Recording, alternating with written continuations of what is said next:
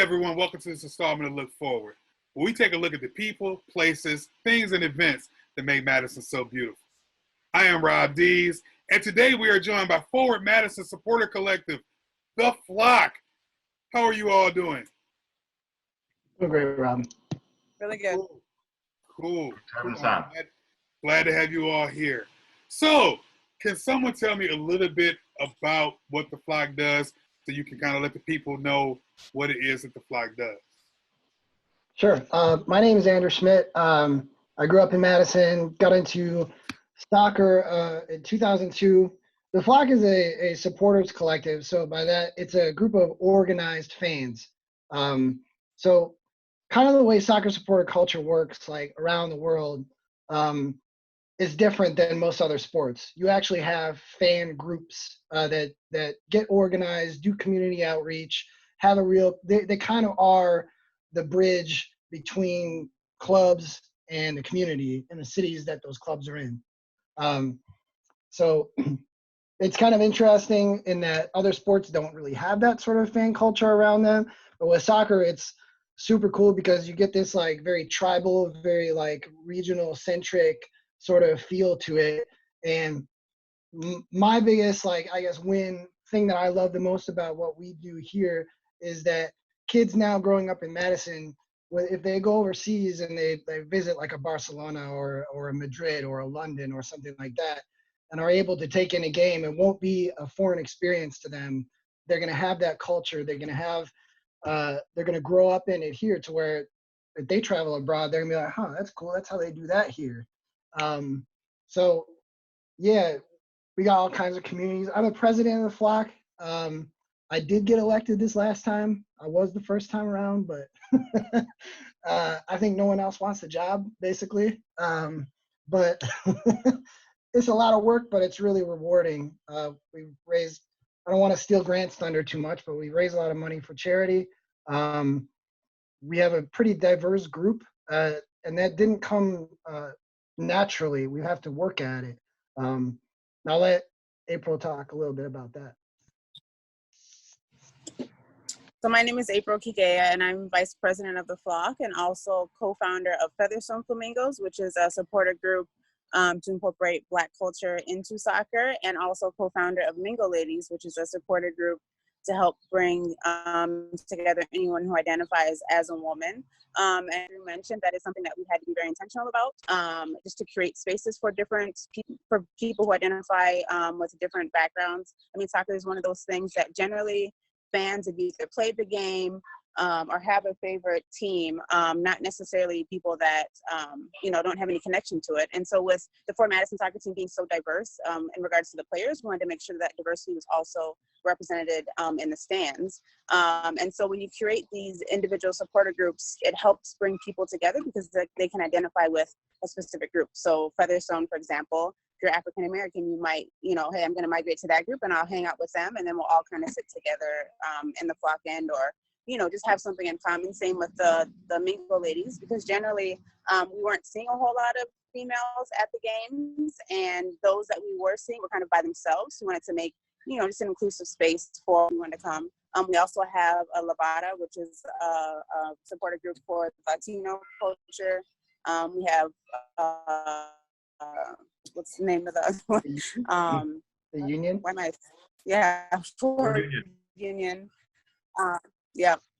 So we have, and the beautiful thing about that is that these are all initiated by fans themselves, right? The Flock doesn't say, these are the groups that we need. People kind of come in and say, hey, I see this missing. Can I create a group? And they're more than welcome to do that. So that's the beautiful thing about this group of people. I think, and just to tack on to there, soccer culture and fan culture in this sport I always thought is about finding your people. And if you can't find your people, like, there's a problem there. So that's what we tried to address from the jump, just to make sure that everybody, when they show up, they can find their people. Yeah, and so I'm Grant Pieters. I am the co-chair of charity and outreach for the Flock. You've heard Andrew and April talk about this engagement piece, and that is something that we take very seriously within the Flock. And So we do a lot of things with various agencies throughout the city and throughout our community to help, build this feeling of community, not just on the pitch, but within the community as well. We support various groups like the Wisconsin Warriors, which is a nationally ranked power wheelchair soccer team. We support Capital East and Millennium Soccer. Both of those are organizations focused on helping kids that can't afford to play soccer do so. Unfortunately, one of the soccer world, especially here in the United States, is that it still is a pay-for-play sport. So having an arm of the flock where we can really affect that and really do things to help kids that want to play get out there and play is a beautiful thing, and something that I think all of us want to support. We've done a lot of stuff during the COVID situation. April has a lot of connections at the WYMCA, so we helped set up donations for them. We set up donations for the River Food Pantry, and we're going to continue to do these things. We continue to work with the Clean Lakes Alliance and help pick up around our lakes to help keep them clean and to make them places where people want to go and enjoy and visit, and also help with the wildlife. So it's not just that we're focused on one thing. It's that this is kind of like a full arc that we're coming at and we're approaching. And it's something that I think, because of the diversity that exists in this group, is something that we're able to do. And that is really the beauty of having such a diverse group, is that you have the ability to throw out, hey, maybe we should do this. And you'll have people that will say, absolutely, I'm with you 100%. Well, cool, man. Cool. I definitely find it inspiring because, like, at least for me coming to games, I'm not even a huge soccer dude, but like the community vibe of it all makes me be like, yo, I'm all in. And it's always encouraging to me because, like, even having people that I don't even know walk up to me and explain soccer, or like why they're cheering Brian, like, that's cool to me. So, definitely big ups, man. Big ups. Speaking of inspiration, maybe if you guys can share with me a person, a place, or a thing that you find inspiring, especially during these times that we're going through right now. So for me, it's definitely been the youth, just being, watching them organize protests downtown. I've been really active with those. I mean, they're just so organized. They have food, they have medics, they have, their speakers lined up. They're very intentional about keeping the peace and being peaceful. Obviously, there's been some negative press around some riots that have broken out after protests, which fortunately were not any of the people that were in the actual protests going on. So there's a lot of agitators. I've been down there the last 2 nights. Me and a group of about 10 adults go down there just to kind of monitor. We've had agitators from undercover police officers to there are people with motorcycles going around the square with racist flags, people yelling Trump 2020. Like, there's a lot of, like, they're trying to agitate the protesters. There's people throwing fireworks, which is alarming because it sounds like gunshots, just trying to, like, break up the group. So, I mean, but they have their stuff down. Like, they know how to communicate. There was a fight that started to break out between 2 of the youth last night. They shut it down. They said, we're not here for that. That's not what we're here to do. So just seeing them lead and just organize on their own is very inspiring. I mean, they're definitely the future of our nation, and just to see them do that and just come together so organically, and it's a very diverse crowd. It's not just African American youth either. Like, it's very diverse. So that's just been beautiful to see.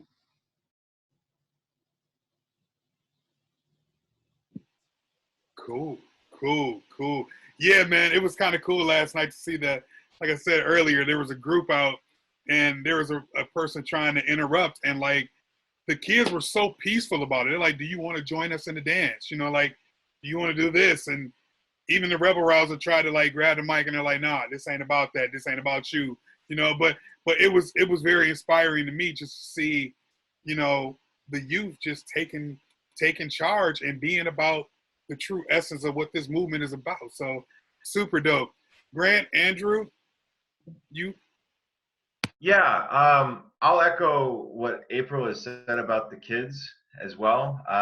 But this is also, to me, this is echoing some of, like, the heroes that I grew up following. And in particular, people like, Malcolm X or, Martin Luther King, or even in some respects, someone like Kurt Flood. If people don't know who I'm talking about, Kurt Flood was a black baseball player back in the 60s before free agency existed. He had an opportunity to become a free agent and didn't, he wanted to choose where he wanted to play, and he felt he should have that right. And he pushed it. And he knew that by doing this, that he would essentially be, ostracizing himself from the game and from other people and from people, but he had to do it for the greater cause and for the greater good. And so I'm seeing a lot of people that are standing up and doing things and making statements that they know that they're going to lose friends, and they know that they're, going to upset the cart by doing this, but they're doing it because it's the right thing to do. And they're finally saying that, making a stand and pushing forward with what needs to happen. And so those are the things that are inspiring me, is those people that are coming to the forefront and standing up and making a stand and saying things like, this needs to change, and this we have to do this now. And a lot of people will criticize them and say, oh, where were they before? It doesn't. They're here now. So if they're here now, let's use this as an advantage, and let's make this change that we all want. So that's really what's been inspiring me.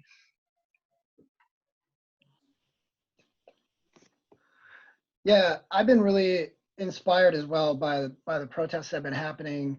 I haven't been able to be down there as much. I was there on Saturday, primarily because of health concerns. COVID-19 is still a thing, apparently. So trying to stay locked at home as much as I can. But I've been reading a lot from a lot of respected leaders lately around this movement, and people that have been fighting for the civil rights movement for a long time, talking about how this next generation, the youth, really is like, this is going to be the solution to this problem. So it's super exciting and inspiring to me to see them down there doing their thing, using art, using music to express themselves, to express their desires and their demands of what they want to see change.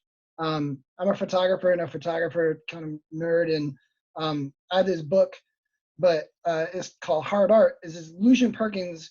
He took pictures of the first ever Rock Against Racism concert that was actually the brainchild of HR from the Bad Brains, this seminal late 70s DC punk band, 4 black dudes that played like the fastest, loudest punk rock at the time. They were like the guys, the band. HR had this idea when he was 23 years old to throw a punk festival in the middle of a housing project in downtown DC. And the photos from it are wild. And it's very reminiscent of the photos and the videos that I've seen coming out of the protest in downtown Madison. And, a lot of the stuff that gets shown in the press is probably like a lot more of the intense stuff that's going on down there. Like April talked about, agitators, people that are opportunists, trying to make something for themselves instead of something for everyone. So it's interesting looking at these pictures that come out in the press about this stuff, and then looking at the pictures in this book, because punk rock is very intense. Some of the stuff that's going on right now is very intense. I imagine that at the time, this movement freaked out the squares pretty good. So if we know the squares are freaked out now, we're making progress. Cool, man. Yeah, man. It's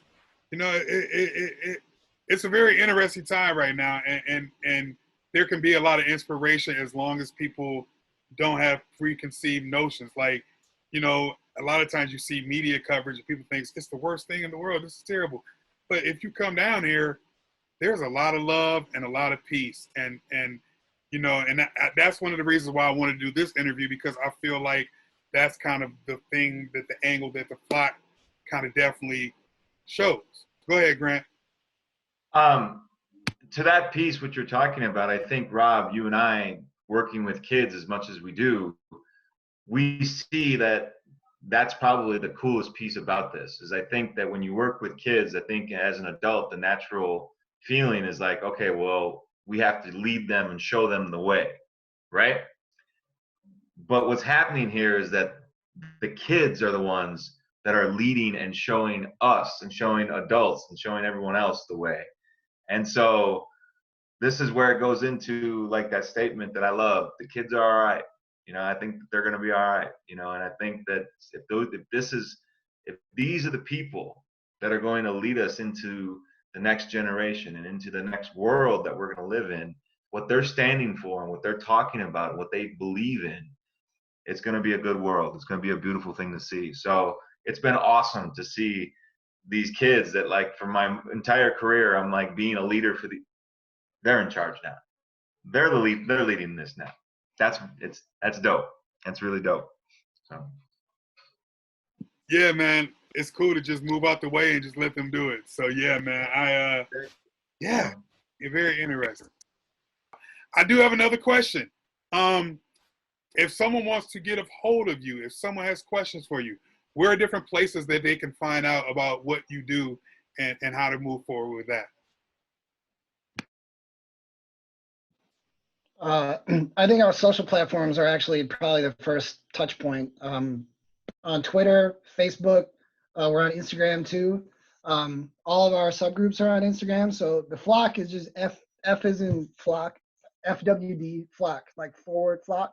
Right now we've got like I think the next biggest thing that we have coming up is we have a podcast series, a podcast that we're doing a podcast club around this series called Seeing White, which looks at racial structures in America through the lens of whiteness. So it's talking about, you know, how policing started, how like essentially the entire history around like how whiteness became a thing in America and was used to subjugate and oppress people. So hopefully the idea is that we get people to start learning some of the history and doing some introspection and some self-reflection and discussing it with each other, and hopefully learning and growing through this and figuring out how we can make a difference moving forward. So that's our next big thing. But yeah, we love social media interactions, probably like the #1 way to get a hold of us, especially right now while club's not playing any games because of COVID-19. We also have an event coming up at the end of the month that Grant can actually probably talk to. Yeah. At the end of the month, we're doing a telethon in conjunction with Forward Madison FC. They came to us and asked us about this idea and if we'd be interested in hosting it, and we pretty much said absolutely. The main focus is going to be about Pride. This is Pride Month, and we are huge supporters of that as well. And we wanted to do something where we could help raise funds for initiatives that were really important that unfortunately during this whole COVID situation have really philanthropy has taken a big hit. And so it's going to be a great event where we're going to call people, have them come on and we'll interview them and they can talk about whatever charity that they want to support. So it's not just going to be about Pride. It's going to be about, that they can tell me if they want to come in and talk about, whether it is what's going on in the world right now or domestic violence, whatever it is, they can do that. They have that ability to do so. Because we wanted to give them the platform to get out there and show and let people see what all is out there. The kicker to this is that it's not going to be your standard telethon, Jerry Lewis, crying for the kids type thing. It's going to be more of just a goofy kind of out there variety show. The term, what I came up with was when we were talking about this was Space Ghost Coast to Coast. That's what I thought of, And so it was having something like that, just off the wall, goofy. So we're bringing in some great people, along with like Connor Tobin, who's the captain of the Forward. We're bringing in Rob Ryder, writes for the Atlantic on a national stage.